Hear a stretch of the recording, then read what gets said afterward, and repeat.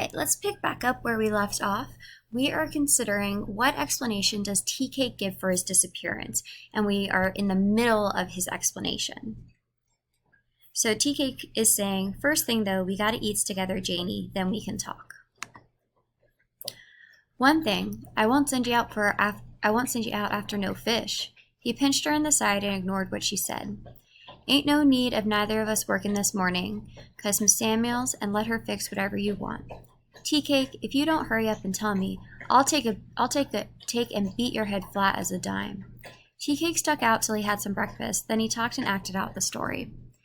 He spied the money while he was tying his tie. He took it up and looked at it out of curiosity, and put it in his pocket to count it while he was out to find some fish to fry. When he found out how much it was, he was excited and felt like letting folks know who he was. Before he found the fish market, he met a fellow he used to work with at the roundhouse. One word brought on another one, and pretty soon he made up his mind to spend some of it. He never had his hands on so much money before in his life, so he made up his mind to see how it felt to be a millionaire. They went out to Callahan around the railroad shops, and he decided to give a big chicken and macaroni supper that night free to all. He bought up the stuff, and they found somebody to pick the guitar so they could all dance some. So they sent the message all around for people to come, and come they did. A big table loaded down with fried chicken and biscuits and a wash tub full of macaroni with plenty cheese in it. When the fellow began to pick the box, the people began to come from east. Where did it go? There we are. When the fellow began to pick the box, the people began to come from east, west, north, and Australia. And he stood in the door and paid all the ugly women $2 not to come in. One big Maroney-colored woman was so ugly till it was worth $5 for her not to come in, so he gave it to her. They had a big time till one man came in who thought he was bad. He tried to pull and haul over all the chicken and... So let's pause right there and continue. So still, Tea Cake's still going on with his explanation. What explanation does Tea Cake give for his disappearance? So this man comes in and he's eating all the chickens and pick out the livers and gizzards to eat. Nobody else could pacify him, so they called Tea Cake to come see if he could stop. So Tea Cake walked up and asked him, "So what's the matter with you nohow? I don't want nobody handing me nothing, especially don't issue me out no rations. I always choose my rations." He kept right on plowing through the pile of chicken, so Tea Cake got mad. "You got more nerve than a brass monkey. Tell me, what post office did you ever pee in? I craves to know." "What do you mean by that?" the fellow asked. "I means this, it just takes as much nerve to cut caper like that in a United States government post office as it do to come pullin' and haulin' over any chicken I pay for. Hit to ground. Damned if I'm going to try you this night." So they all went outside to see if Tea Cake could handle the boogeroo. Tea Cake knocked out 2 of his teeth, so that man went off from there. Then 2 men tried to pick a fight with another one, so Tea Cake said they had to kiss and make up. They didn't want to do it. They'd rather go to jail, but everybody else liked the idea, so they made him do it. Afterwards, both of them spit and gagged and wiped their mouths with the back of their hands. One went outside and chewed a little grass like a sick dog, he said, to keep it from killing him. Then everybody began to holler at the music because the man couldn't play but 3 pieces, so Tea Cake took the guitar and played himself. He was glad of the chance because he hadn't had his hands on a box, which is what he's calling the guitar, since he had put his in the pawn shop to get some money to hire a car for Janie soon after he met her. He missed his music, so that put him in the notion he ought to have one. He bought the guitar on the spot and paid $15 cash. It was really worth $65 any day. So here's Tea Cake's explanation for his disappearance. So first, he pocketed Janie's money because he wanted to count it. And then once he did count it, he felt rich for the very first time. And that feeling of having money got him so excited that he went off to spend some. And so he went out to buy some really nice food for him and Janie. But then once he got there, he decided to buy food for everyone that was there. And it turned into a big party where everybody was eating. And then this man came in and he started eating way more than his fair share and refused to stop. And so Tea Cake got into a fight with this man. And so the fight breaks out. Tea Cake wins the fight. The man walks off. Everybody's acting silly and foolish. Another 2 men try to have a fight, and then Tea Cake makes them kiss and make up, and they make a big deal out of having to kiss. and which kind of shows the period of the time, that there's this slight has like a slight homophobic edge to it that definitely dates the story, as you probably wouldn't find that in current literature. Hopefully, you wouldn't find that in current literature. And then finally, Tea Cake buys a guitar because he sold his guitar a while ago so that he could hire Janie a car, which means rent a car so they could drive. And so he just bought himself a guitar with her money. So what about Tea Cake's story makes Janie upset? Consider that in the page that I'm reading. Just before day, the party wore out. So Tea Cake hurried on back to his new wife. He had found out how rich people feel, and he had a fine guitar and $12 left in his pocket, and all he needed now was a great big old hug and kiss from Janie. You must have thought your wife was powerful ugly, this is Janie speaking. Them ugly women that you paid $2 not to come in could get to the door. You never even load me to get that close, she pouted. Janie, I would have give Jacksonville with Tampa for a jump back for you to be there with me. I started to come and get you 2-3 times. Well, how come you didn't come get me?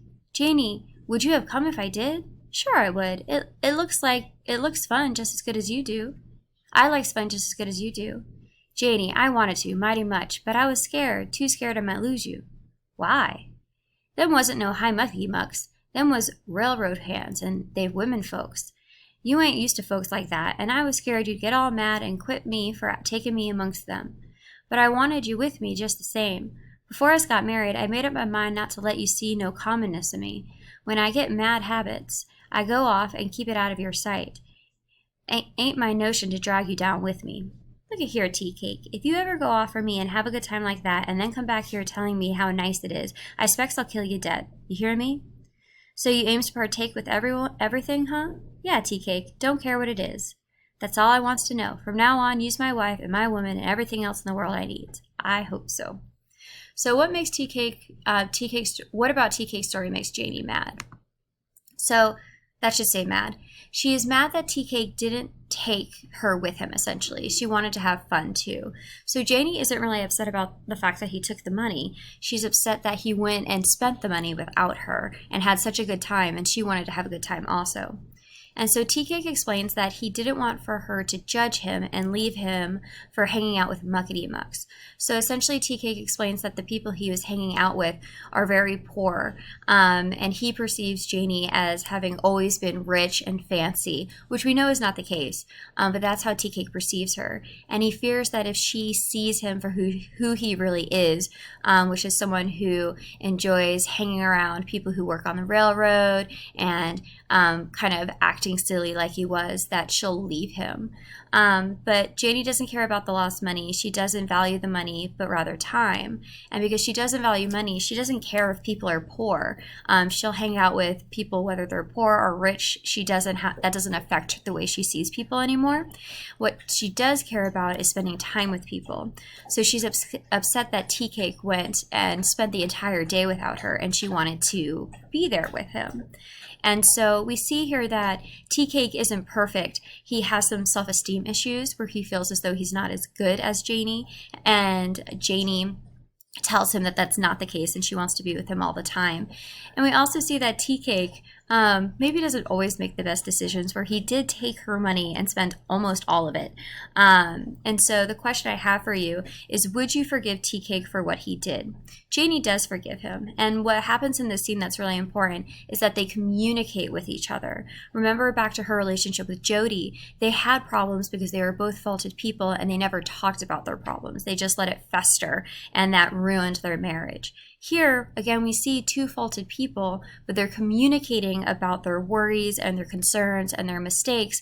And because they're communicating, they're coming to common ground, and their relationship's becoming stronger because of it. So this is a really important moment for Tea Cake and Janie, where we see them working through troubles that they have and loving each other more because of it. So again, I want you to consider, would you forgive Tea Cake for what he did? This is actually a really good question if you're doing a project that's focusing on the themes of love in the story, because some of you are going to say that what Tea Cake did, you would never forgive him for. And some of you would say that you would absolutely forgive Tea Cake. And you could make your project revolve around that idea of forgiveness. And when does someone deserve forgiveness and not deserve forgiveness? All right, let's pick back up. And honey, don't you worry about your little $200. It's big payday coming Saturday at the railroad yards. I'm going to take this $12 from my pocket and win it all back and more. How? Honey, since you lose me and given me privilege to tell you all about myself, I'll tell you. You done married one of the best gamblers God ever made. Cards or dice, either one. I can take a shoestring and win a 10-yard. Wish you could see me rolling. But this time it's going to be nothing but tough men's talking all kinds of talk, so it ain't no place for you to be. But it won't be long before you see me. So how is Tea Cake going to return Janie's money to her? So consider that as I read. All the rest of the week, Tea Cake was busy practicing up onto his dice.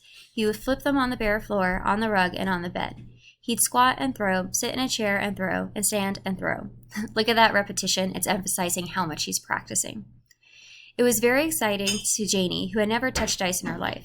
Then he'd take his deck of cards and shuffle and cut, and deal out, then examine each hand carefully and do it again. So Saturday came, he went out and bought a new switchblade knife and 2 decks of Starback playing cards that morning and left Janie around noon. They'll start to paying off pretty soon now. I wants to get in the game whilst the big money is in it.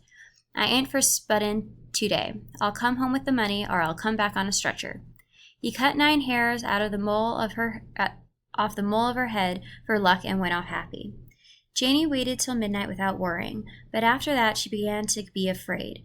She got up and sat around scared and miserable, thinking and fearing all sorts of dangers, wondering at herself, as she had many times to speak, that she was not shocked at Tea Cake's gambling. It was part of him, so it was all right. She rather found herself angry at imaginary people who might try to, so let's pause right there. How is Tea Cake going to return Janie's money to her? So he explains that he's going to win it back by gambling dice. Tea Cake had been hiding the fact that he's a gambler because he thought that Janie might leave him. But now that Janie said that she loves him no matter what, he shares the fact that he is, as he said, the best gambler God ever made. And Tea Cake's gambling doesn't bother Janie because, and this is a quote from what I just read, it was a part of him, so it was all right. And so Janie doesn't see Tea Cake's flaws as flaws, and she doesn't want to change him. And this is really important because in Janie's marriage with Jody, all they did was try to change one another. And so this is very different, where Janie's accepting Tea Cake for who he is, and also we see Tea Cake accepting Janie for who she is. And so that's an important change in the relationship. All right, so let's pick back up. She found herself angry at imaginary people who might try to criticize. Let the old hypocrites learn to mind their own business and leave other folks alone. Tea Cake wasn't doing a bit more harm trying to win himself a little money than they was always trying with their lying tongues. So this is really interesting. Janie's having like imaginary arguments with people she imagines like speaking poorly of Tea Cake. Some of us, I imagine, have done that too, where like you have a argument with someone in your head. That's not real. Tea Cake had more good nature under his toenails than they had in their so-called Christian hearts. She better not hear none of them old backbiters talking about her husband. Please, Jesus, don't let them nasty men hurt her boy. If they do, Master Jesus grant her a good gun and a chance to shoot him. Tea Cake had a knife, it was true, but that was the only to protect himself. God knows Tea Cake wouldn't harm a fly. So consider this question: what happens to Tea Cake while he's off gambling? Because now we see that Janie's really worried because he hasn't come back. Daylight was creeping around the cracks of the world when Janie heard a feeble rap on the door. She sprung to the door and flung it wide. Tea Cake was out there looking like he was asleep standing up. In some strange way, it was frightening. Janie caught his arm to arouse him, and he stumbled into the room and fell. Tea Cake, you child, what's the matter, honey? They cut me, that's all. Don't cry. Get me out of this coat quick as you can.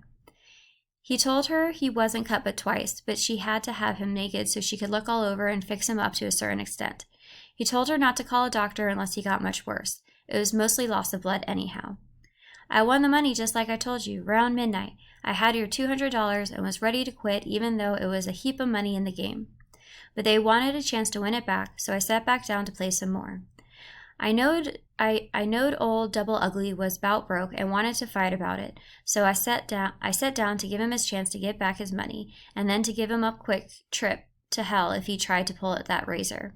I glimpsed in his pocket. Honey, no up-to-date fool man with no razor. The man with his switchblade will done cut you to death while you foolin' with a razor. So, Tea Cake doesn't come home